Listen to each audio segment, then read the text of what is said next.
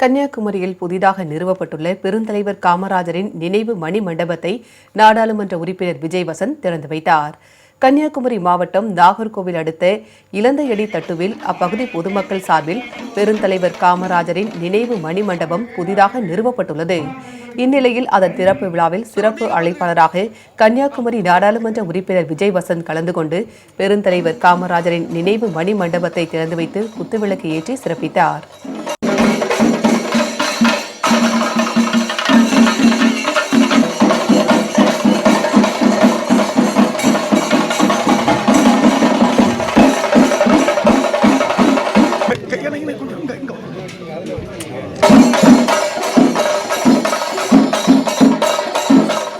இன்று ஒரு சிறப்பான நாள். நாம் எல்லோரும் போற்றி வழங்கக்கூடிய பெருந்தலைவர் காமராஜர் அவர்களுடைய திருவுருவ சிலையை திறந்து வைக்கும் நாள்.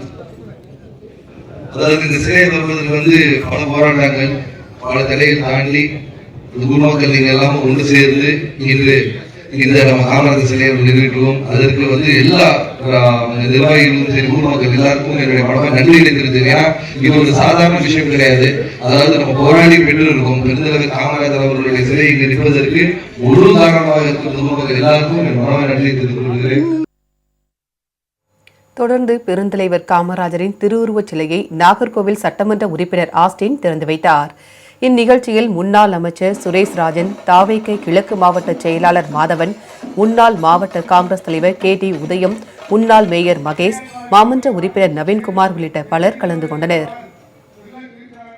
இளந்தேடுதட்டு காமராஜர் சிலை மற்றும் மணிமண்டபம் திறப்பு விழா சிறப்பாக நடைபெற்றது. இதுல சிறப்பு விருந்தினரா விஜய் வசந்த் MP மணிமண்டபத்தை திறந்து வச்சாங்க. அடுத்து திருவுருவச் சிலையை ஆஸ்டின் அவர்கள் MLA அவர்கள் திறந்து வச்சாங்க. அடுத்து குமரி கிழக்கு மாவட்ட செயலாளர் SR மாதவன் அவர்கள் குத்துவிளக்கு ஏற்றி வச்சாங்க. சிலை நாங்க 10 வருஷம் கஷ்டப்பட்டு இதாக்கி வச்சிருக்கோம். ரொம்ப கஷ்டப்பட்டு தான் உருவாக்கணும் இந்த சிலையை. இது எங்களுக்கு ரொம்ப பெருமையா இருக்கு. எங்க ஊருக்கு தலைவர் காமராஜர் சிலை திறந்தது எங்களுக்கே ரொம்ப சந்தோஷமா இருக்கு. எங்க ஊர்ல வச்சதுக்கு